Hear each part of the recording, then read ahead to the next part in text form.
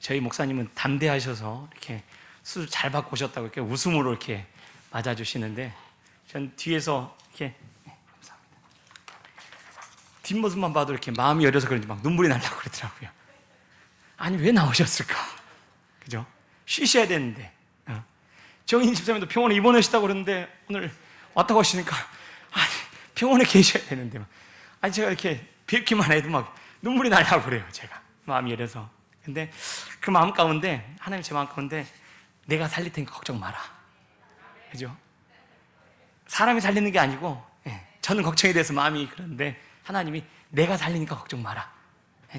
그런 제 마음에 위로를 주신 것 같습니다. 그러니까 저는 다 사정을 잘 모르지만 하나님 우리 형편 너무 잘 아시기 때문에 어려움 중에도 또 아픔 중에도 이 자리에 앉아 계신다라면 하나님께서 더 큰 은혜로 우리 함께 하시리라 믿습니다.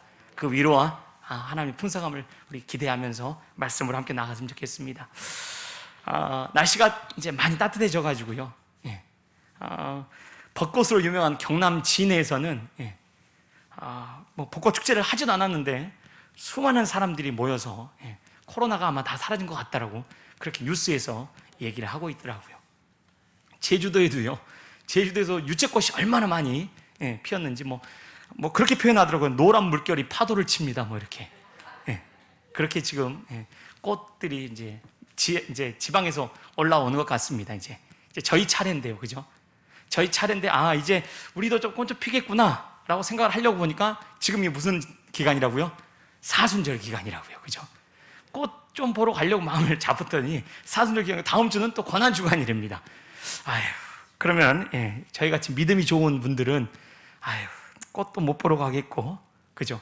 믿음이 좋으니까 사순절 남들처럼 꽃도 못 즐기고 어떡하나 하고 고민이 되지 않을까 싶습니다. 그래서 사순절 기간을 어떻게 보내는 게 좀 믿음 안에서 잘 보내는 것일까? 좀 그걸 한번 오늘 말씀을 통해서 한번 생각해 보고자 합니다.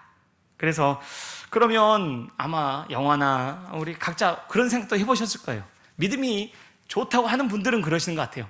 예수님이 이렇게 고난주간을 생각하면서, 예수님 고난 당하셨으니까 나도 좀 고난을 당해야겠다. 예수님 고난을 생각하면서. 그리고 뭐 영화에 보면 이렇게 예수님 고난을 생각해서 막 나무 십자가 지고 가는 사람도 있잖아요. 고난주간에 이렇게 짊어지고 다니는 그런 분들도 계시고. 고난주간을 어떻게 보내야 정말 예수님이 기뻐하시는 모습으로 우리가 보낼 수 있을까? 차마 그렇게까지 못하고 그냥 금식이라도 좀 해야 고난주간을 잘 보낸 것 아닌가라고 우리가 생각할 수 있을 것 같습니다. 그러면 오늘 본문을 통해서 자기를 부인하고 자기 십자가를 지고 나를 따르라고 말씀하신 그 예수님의 그 말씀을 따라서 사순절, 그리고 더 나아가서 우리의 매일매일의 삶이 예수님을 따르는 제자의 삶이 되시기를 소망합니다. 그러면 이제 본문으로 가보겠습니다. 오늘 본문에 보시면 예수님이 제자들에게 나를 따라오려거든 자기를 부인하고 자기 십자가를 지고 쫓으라고 이 말씀을 하고 계시는데요. 그러면 이 말씀을 언제 하고 계시냐? 이걸 보는 게 중요합니다. 언제, 지금 예수님께서 왜 이 이야기를 하고 계시는가를 생각해 보는 게 중요합니다. 한번 성경 구절을 보여주시면요, 16장 13절에 가보시면요, PPT 한번 성경 구절을 보시면 16장 13절에 같이 한번 읽어보겠습니다. 시작. 예수께서 빌립보 가이사랴 지방에 이르러 제자들에게 물어 이르시되 사람들이 인자를 누구라 하느냐? 예수님께서 이제 제자들에게 사람들이 인자를 누구라 하느냐라고 제자들이 묻습니다. 그리고 제자들에게 너희는 나를 누구라고 하느냐라고 묻습니다. 그러자 16절에 베드로가 주는 그리스도시요 살아계신 하나님의 아들입니다 라고 정확하게 얘기를 합니다. 그러니까 예수님이 정답이다, 정답. 베드로야, 네가 정답을 얘기했구나, 잘했다라고 엄청 칭찬을 많이 해주십니다. 그리고 19절 말씀 한번 보여주시면요, 예수님이 얼마나 칭찬하시는지 이렇게 칭찬하십니다. 같이 한번 읽어볼까요? 내가 천국 열쇠를 내게 주리니 내가 땅에서 무엇이든지 매면 하늘에서도 매일 것이요 내가 땅에서 무엇인지 풀면 하늘에서도 풀리리라 하시고. 그래서 천주교 가보면 베드로가 열쇠 지고 있습니다. 열쇠, 천국문을 갖고 있는 열쇠를 진 베드로라고. 예수님이 너 정답 잘 맞췄다, 내가 천국문을 열는 열쇠를 주겠다라고 하신 것처럼 지금 베드로가 너무 정답을 잘 맞춰서 천국 열쇠를 쥐고 있는 것처럼 오늘 이제 우리에게 보여집니다. 그리고 그러면 이제 예수님이 원하시는 대로 베드로가 정답을 맞췄지 않습니까? 그러면 제자들에게 이제 그 정답을 가서 많은 사람들에게 널리 알려줘라. 내가 누군지, 내가 바로 그리스도고 메시아임을 널리 알려줘라 라고 해야 될 것 같은데 20절에서 정반대 얘기를 예수님이 하고 계십니다. 20절 같이 한번 더 읽어볼까요? 시작. 이에 제자들에게 경고하사 자기가 그리스도인 것을 아무에게도 이르지 말라 하시니라. 지금 베드로가 정답을 맞췄는데 그러면 그 정답을 많은 사람들에게 알려서 내가 누군지를 알려줘야 하지 않습니까? 정답을 맞췄으니까. 그래서 베드로를 그렇게 칭찬하셨는데 예수님은 아무에게도 알리지 마. 왜 아무에게도 알리지 마라고 했을까요? 라는 의문점을 가지고 21절로 한번 가보시겠습니다. 21절 한번 보면 띄워주시면요. 21절 같이 한번 읽어보겠습니다. 시작. 이때로부터 오탑니다. 이때로부터 예수 그리스도께서 자기가 예루살렘에 올라가 장로들과 대제사장들과 서기관들에게 많은 고난을 받고 죽임을 당하고 제3일에 살아야 할 것을 제자들에게 비로소 나타내시니, 이제 베드로가 정답을 맞추고 나니까 이때로부터 예수님이 이제 내가 예루살렘에 올라가서 고난을 받고 또 죽고 3일 만에 부활할 것이다를 제자들에게 이제 말씀해 줍니다. 그러면 방금 전까지 정답을 맞췄던 베드로가 뭐라고 해야 맞습니까? 예수님 메시아잖아요. 그리스도시잖아요. 그렇죠. 그렇게 하셔야죠. 그럼 저희들도 그렇게 따라가겠습니다 라고 대답을 해야 맞는 것 아니겠습니까? 그런데 22절에 정반대 얘기를 베드로가 하고 있습니다. 22절을 보시면 22절에 베드로가 이렇게 얘기합니다. 같이 한번 더 읽어보겠습니다. 시작. 베드로가 예수를 붙들고 항변하여 이르되 주여 그리 마옵소서, 이 일이 결코 주께 미치지 아니하리이다. 정답을 맞춰서 예수님께 천국 열쇠를 받으면서 그렇게 칭찬받았던 베드로인데 예수님이 그래 이제 너 내가 누군지 알았지? 나 그러면 이제 고난을 받고 죽고 3일 뒤에 부활할 것이다 라고 예수님이 그 모습을 얘기해 주셨으면 베드로가 저 잘합니다. 예수님 그렇게 어서 하십시오. 제가 따라가겠습니다. 제가 함께 하겠습니다. 걱정 마십시오 라고 대답을 해야 맞을 것 같은데 정답을 얘기했던 베드로의 그 오늘 22절의 고백 속에서는 정반대의 얘기를 하고 있다는 것입니다. 그러니까 지금 베드로 입장에서는 예수님이 그리스도요 살아계신 하나님의 아들이라는 사실을 지금 아는 것 같은데 정작 그분이 어떤 일을 해야 하는지 모르고 있다는 것 아니겠습니까? 지금 예수님이 누구신지는 분명히 아는 것처럼 대답을 해서 칭찬은 받았는데 그러면 그 메시아인 그리스도가 구원자인 예수님이 정말로 해야 될 일이 무엇인지를 베드로가 몰랐다는 것으로 우리는 이해할 수 있습니다. 그런데 예수님의 답변은 더 놀랍습니다. 그러면 23절에서 예수님이 베드로야 그거 아니야 라고 얘기를 세게 하십니다. 23절 또 같이 한번 읽어보겠습니다. 시작. 예수님이 돌이키시며 베드로에게 이르시되 사탄아 내 뒤로 물러가라. 너는 나를 넘어지게 하는 자로다. 내가 하나님의 일을 생각하지 아니하고 도리어 사람의 일을 생각하는도다 하시고. 아니 방금 전까지 정답을 맞췄다고 박수를 쳐주셨는데요, 이제 예수님이 하는 말이 사탄아 뒤로 물러가는 겁니다. 아니 갑자기 뭘 그렇게 잘못했습니까? 한번 잘 생각하셔야 됩니다. 좀 전까지는 너무 대답을 잘했다고, 야 베드로야 널 반석이라고, 널 이제 네 이름을 반석이다 베드로라고 이름까지 이제 칭하시면서 천국열쇠를 주겠다고 예수님이 박수를 쳐주셨는데, 그래 너 이제 알았지? 그러면 나는 고난당하고 죽고 3일 만에 부활할 거라고 했더니 베드로가 아니 그러면 안 됩니다. 절대 그런 일이 없을 겁니다 라고 얘기하니까 예수님께서 뭐라고 얘기하십니까? 사탄아 내 뒤로 물러가라고 오히려 베드로를 크게 책망하고 계신다는 겁니다. 그러면 이게 무슨 상황입니까? 베드로가 예수님이 누구신지 답은 알고 있었는데 정말로 그 답이 무엇을 의미하는지를 잘 이해하지 못했다는 것을 우리는 생각할 수 있다는 것입니다. 예수님께서 내가 누구라 하느냐는 질문에 베드로가 주는 그리스도시요 살아계신 하나님의 아들입니다 라고 이 대답한 이 대답이 정말 어떤 존재인가를 알지 못한 채 피상적인, 어쩌면 그냥 외워서 하는 대답을 하는 것처럼 정답은 외쳤지만 정말 그리스도가 어떤 일을 하는 행동 하시는지를 알지 못했기에 베드로는 지금 예수님을 말렸고, 예수님은 오히려 베드로에게 사탄아 내 뒤로 물러가라고 지금 책망을 하고 계신다는 것입니다. 그러면 제가 20절에 아까 질문을 드렸죠. 예수님이 베드로가 정답을 맞췄으니까 사람들에게 얼른 가서 예수님이 누구신지 알려줘야 되는데 왜 아무에게도 알리지 못하도록 하셨을까? 말리셨을까? 하라고 질문을 드렸지 않습니까? 베드로가 정답을 말했지만 정말 베드로는 정답을 아는 게 아니었다는 것입니다. 그러니까 예수님이 지금 얘기하면 안 돼. 네가 예수님은 그리스도요 살아계신 하나님이라고 지금 제자들이 사람들에게 알리고 나면 사람들은 제대로 된 예수님을 아는 게 아니라 잘못된 예수님을 알 수밖에 없기 때문에 너 알리지 마 라고 말리셨다고 우리는 이해할 수 있다는 것입니다. 그러다 보니까 지금 베드로가 예수는 그리스도시요 살아계신 하나님의 아들입니다 라고 답은 했지만 정말 그분이 어떤 일을 하시는지 누군지를 몰랐기 때문에 지금 베드로가 엉뚱한 행동을 해서 예수님이 사탄아 내 뒤로 물러가라 라고 책망을 하셨고요. 그리고 오늘 우리가 살펴보고자 하는 24절, 오늘 우리가 살펴보고자 하는 24절에서 이렇게 기록하고 있습니다. 한 번 더 읽어볼까요? 시작. 이에 예수께서 제자들에게 이르시되 누구든지 나를 따라오려거든 자기를 부인하고 자기 십자가를 지고 나를 따를 것이니라 라고 말하고 있습니다.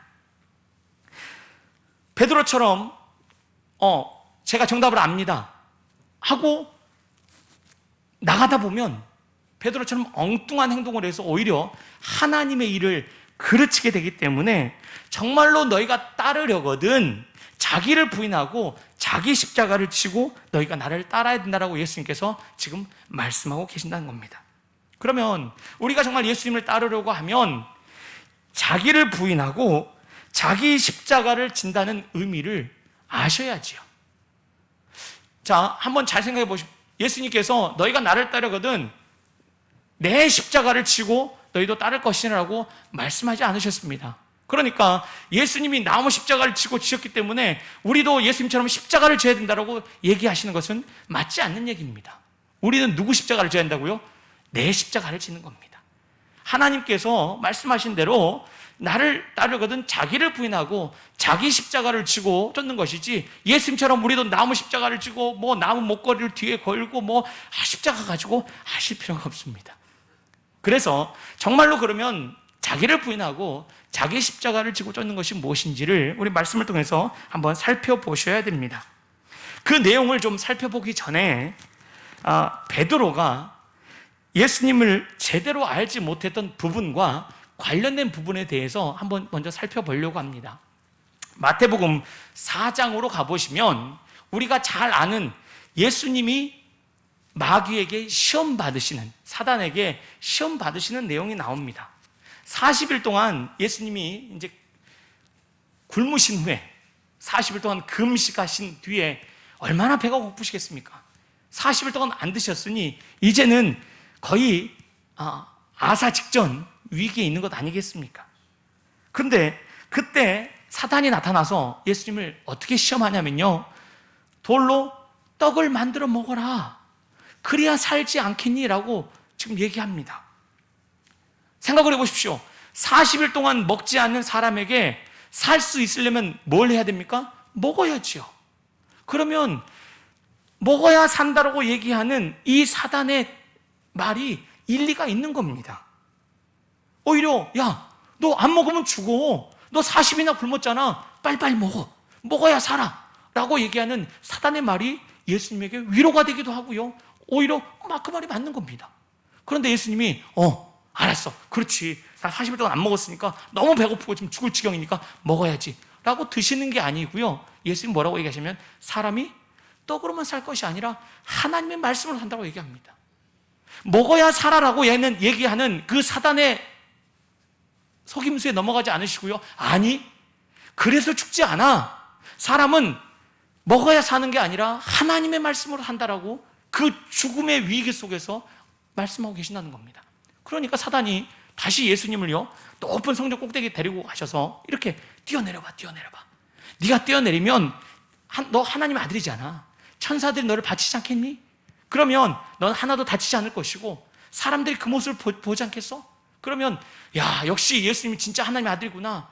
그 너의 영광스러움 보면서 하나님을 찬송하지 않겠니? 한번 뛰어내려봐 라고 사단이 예수님에게 말을 한다는 겁니다. 그럴듯하지 않습니까? 예수님이 뛰어내리면 천사들이 바칠 것이고요, 하나님이 내버려 두시겠습니까? 하나님의 아들이 죽는 것을 내버려 두시겠습니까? 당연히 천사들을 보내시겠죠. 그리고 천사들이 바치는 그 모습을 보면서 사람들은 와, 저 놀라우신 분, 예수님 정말 놀라우신 분이다라고 예수님을 칭송하지 않겠습니까? 그러면 얼마나 좋습니까? 그런데 예수님께서 그렇게 하지 않으시고 하나님을 시험하지 말라고 사단을 물리치십니다. 그리고 한 번 더 사단이 높은 곳에 가서요 예수님에게 절만 나에게 한 번만 하면 이 모든 화려하고 아름다운 것들 다 너에게 주겠다, 나에게 절 한 번만 해라 라고 예수님에게 얘기합니다. 그러자 예수님이 사단에게 하시면서 사단아 물러가라, 마치 예수님이 베드로에게 사단아 내 뒤로 물러가라고 하는 것처럼 예수님이 사단에게 사단아 물러가라고 하고 물리치십니다. 지금 사단은 계속해서 예수님에게 인간이 가진, 그 인간이 원하고 있는, 우리가 아니라고 얘기하지만 우리 속에서 간절히 원하는 그 욕망을 부추겨서 너도 그렇게 살고 싶지 않냐라고 지금 유혹하고 있다는 것입니다. 인간으로서 가장 큰 욕망이 뭡니까? 먹는 것 아닙니까? 먹어야 산다고 하지 않습니까? 먹으려고 산다고 그러고요. 우리는 그러니까 요즘 TV만 켜면 인기 있는 프로는 다 무슨 프로입니까?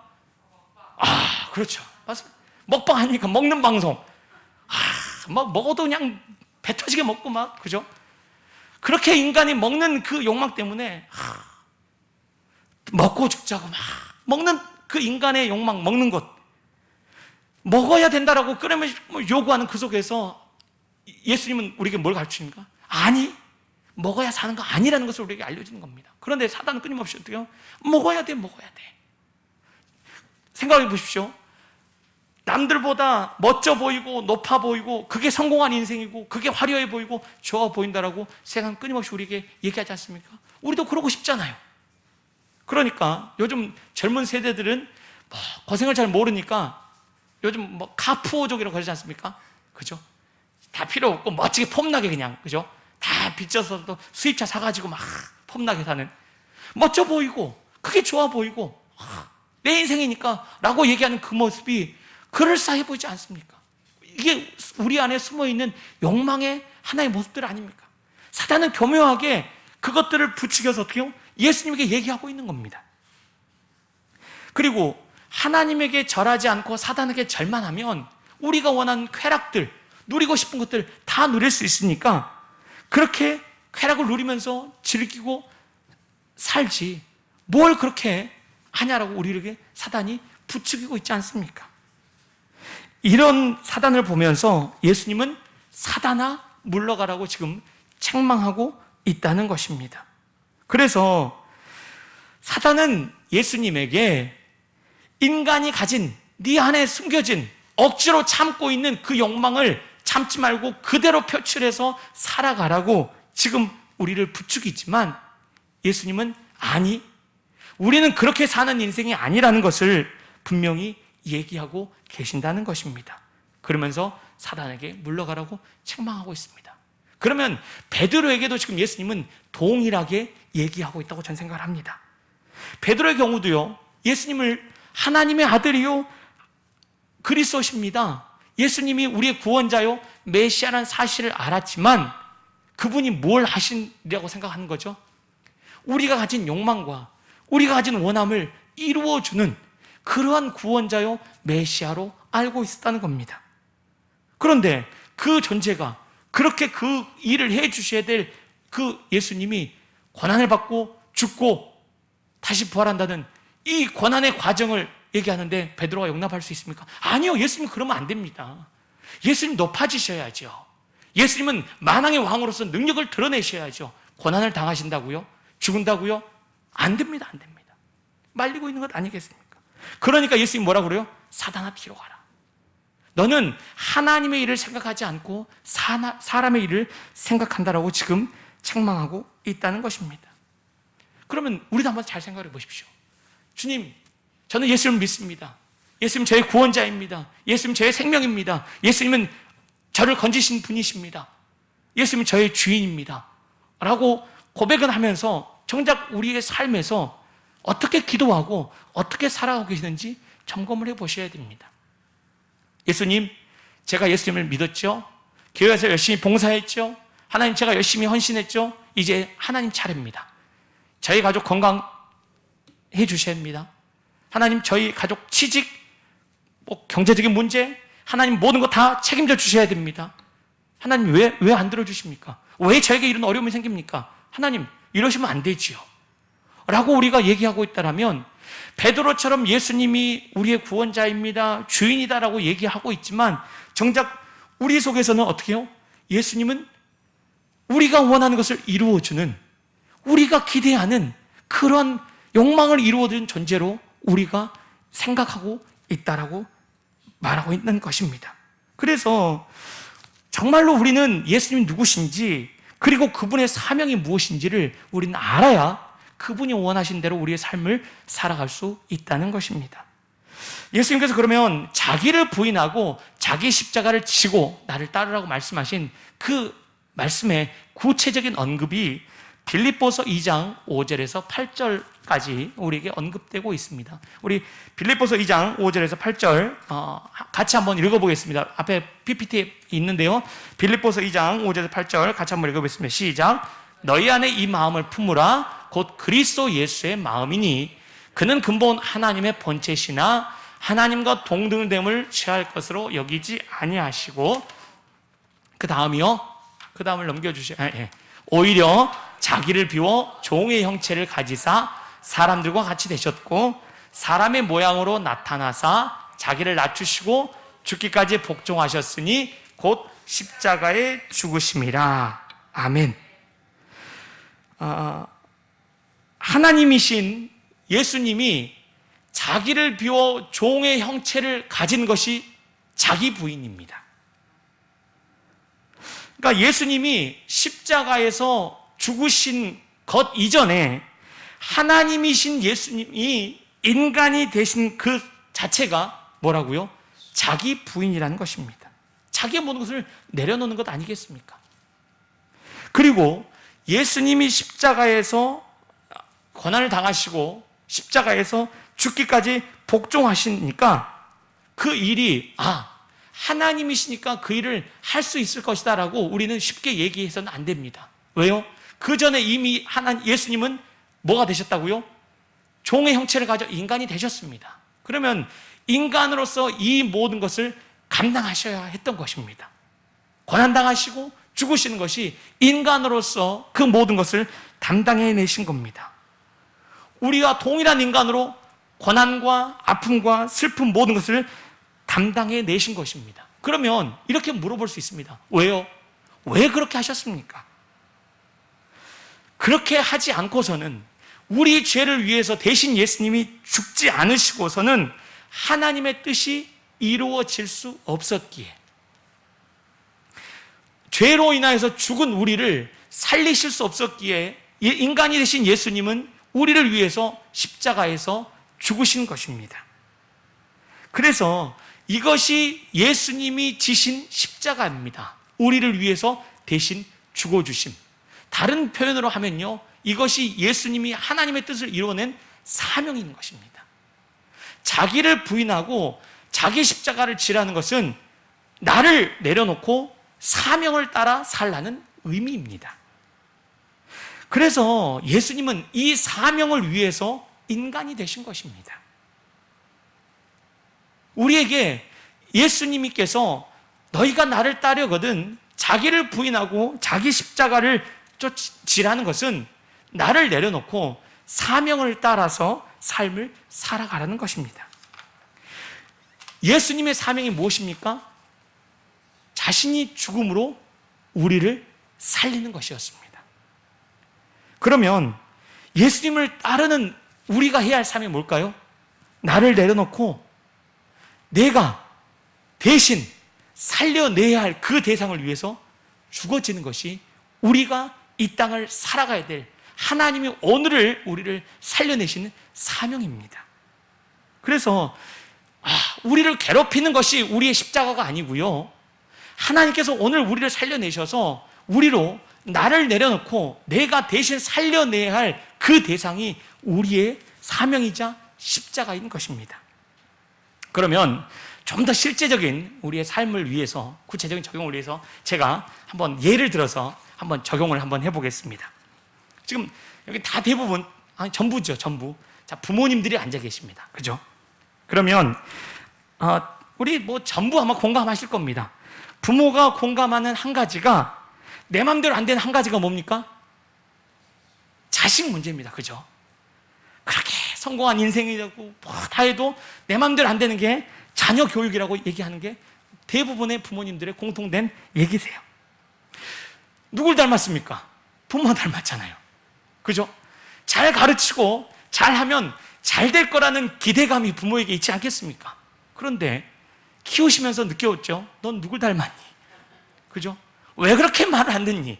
그죠? 이렇게 좋은 것으로 다 먹이고 가르쳤는데 왜 이러니? 그죠?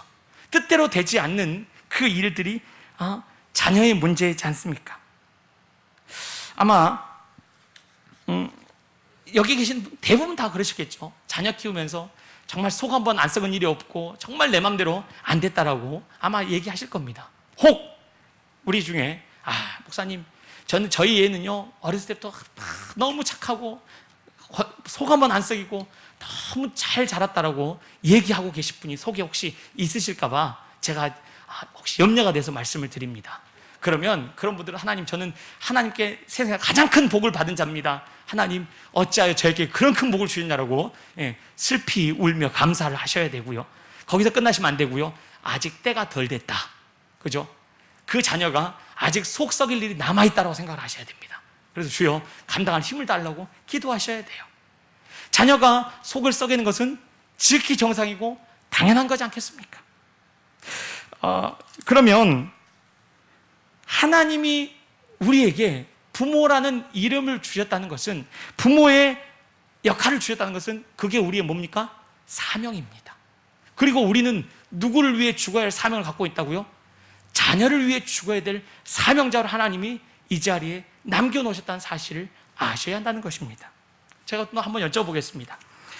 자녀가 말을 잘 들었습니까? 아니면 잘 안 들었습니까? 잘 들었다고 얘기하고 싶으시겠죠. 그게 부모의 마음이라 제가 생각을 합니다. 지지리도 말을 안 듣는 자녀가, 제가 거듭 말씀드리면 정상이라니까요. 정상. 근데요, 한번 생각해 보십시오. 자녀는 정상이에요. 그런데 누가 비정상이냐면요, 부모가 비정상이에요. 왜냐하면 하나님의 그 법칙에서요, 부모가 자기를 부인하지 못하고, 그죠? 부모가 자기를 부인하지 못하고 자녀를 위해 죽어야 된다는 사명을 알지 못하기 때문에 자녀에게를 잘 가르치기만 한다고 생각을 하는 그 입장에서 정상의 자녀를 비정상의 모습으로 늘 가르치니까 자녀가 감당해내겠습니까? 저를 보니까 그렇습니다. 저를 보니까. 그러니까 목사인 제가, 저희 아버지도 목사였거든요. 제가 자라면서 제 안에 있었던 아버지가 목사니까 나는 목사의 자녀로서 나는 더 착해야지, 더 내가 잘해야지라는 그 스트레스가 제 안에 있었습니다. 그런데 제가 목사가 되고 나니까 저희 자녀에게 어떻게 한다고요? 그 스트레스를 배로 더 주는 겁니다. 그래서 교회만 갔다 오면 너 예배 시간에 너 제대로 했어? 네가 목사의 자녀니까 더 잘해야지 라고 저도 모르게 제가 윽박지르고 있는 겁니다. 제가 제 자신을 부인했더라면, 저를 내려놨더라면 자녀의 자리로 내려가서 목사의 자녀로 사는 것이 얼마나 힘든 것인가. 그죠? 이 눈치도 봐야 되고 저 눈치도 봐야 되고, 그죠? 이것도 참아내야 되고 저것도 참아야 되는 그것들을 공감하면서 그 자리에서 네가 정말 힘들겠구나. 네가 원하지 않았을 텐데 목사의 자녀로 태어나서 네가 얼마나 힘들었겠니라고 그 아픔을 공감하면서 그 자리에서 그 자리로 내려와서 내가 너를 위해서 사는 존재로 살아야 되는데 그렇지 못했구나라고 제 가슴을 쳐야 되는데 정반대로 하고 있으니 애가 살아남을 수 있겠습니까? 그런데요, 제가 저를 내려놓지 않고 목사의 자리에서 자녀를 가르치니까 그 얘기가 들리는 게 아니라 안 들립니다. 예수님도요,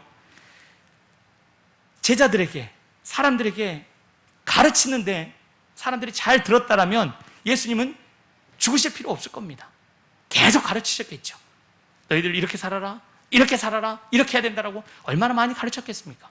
그런데요, 가르쳐도 됩니까? 안 됩니까? 안 되거든요. 3년 동안 그렇게 같이 살면서 했던 제자들도 예수님 십자가에 돌아가시니까 그때 어떻게 된가? 다 도망가 버립니다. 예수님은 혼자 십자가를 지셔야 했다니까요. 그래서 예수님이 우리의 죄를 위해서 죽어주지 않으셨으면 우리에게는 소망이 없습니다. 예수님의 가르침으로 우리가 사는 게 아니고요, 예수님이 죽어주셨기에 우리가 사는 것입니다. 제가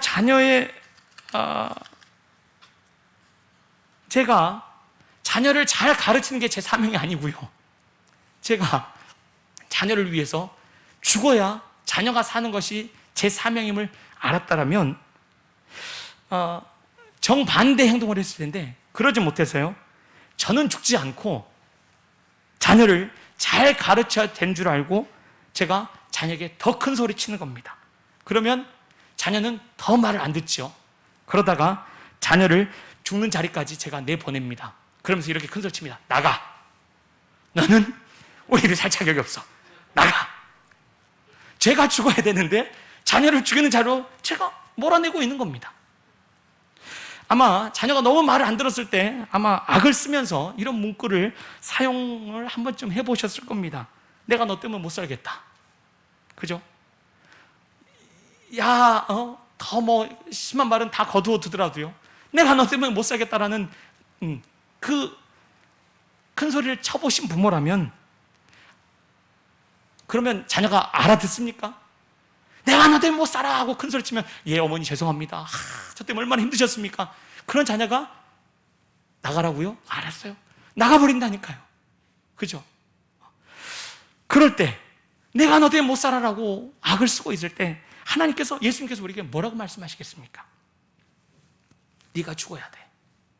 부모의 사명은 부모가 자녀를 위해 죽어야 자녀가 사는 겁니다. 자녀로 인해서 네가 살려고 하니까 자녀가 못 사는 거야 라고 예수님은 우리에게 말씀하고 계십니다. 내가 너를 위해서 죽었잖니. 네가 자녀를 위해 죽어야 자녀가 산다는 것입니다. 부모로서 권위와 높이와 그 자리에서 다 내려놓고 우리가 자녀의 자리로 내려와서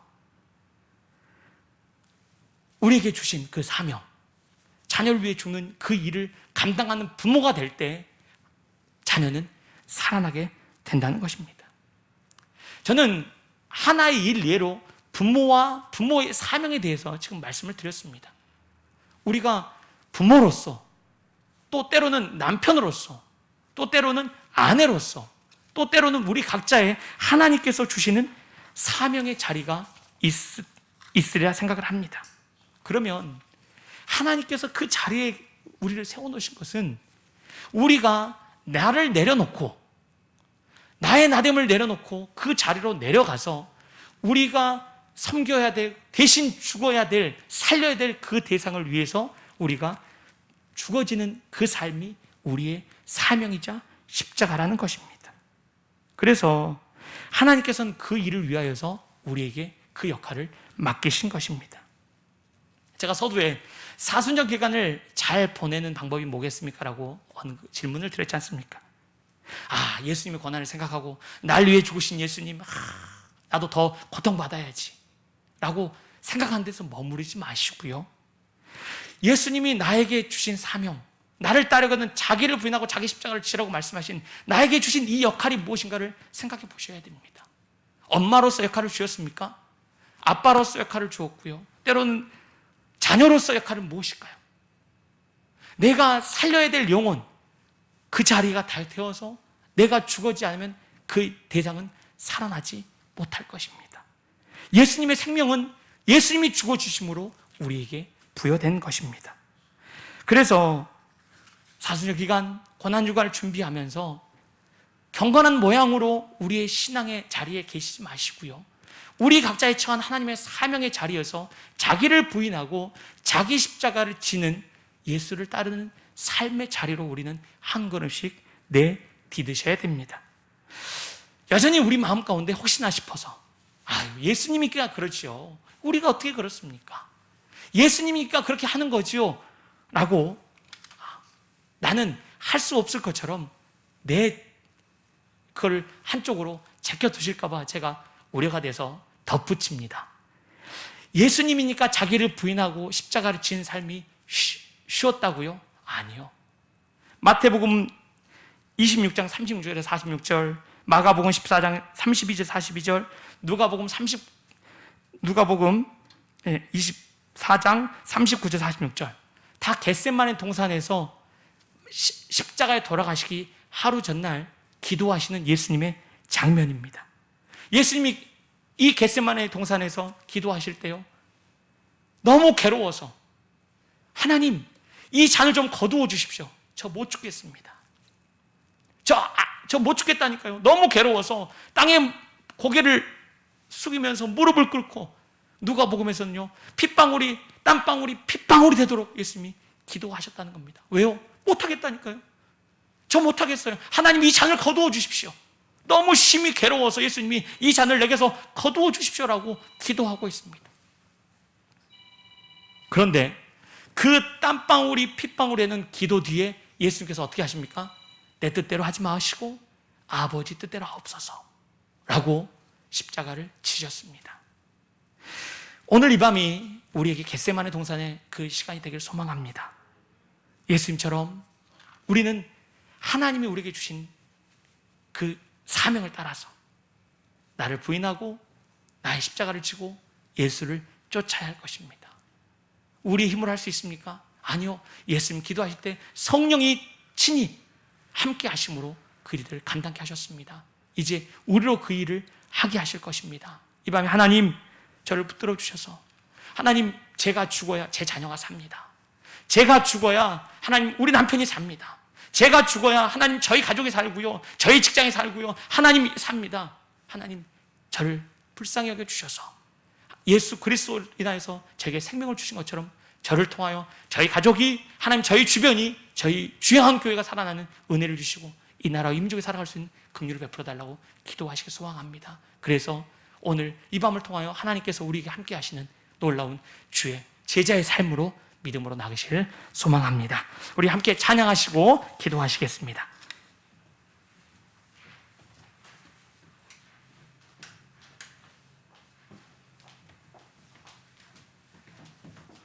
주께서 주신 동산에 땀 흘리며 씨를 뿌리며 내 모든 삶을 드리리. 우리 찬양하시고 우리 기도로 나가겠습니다.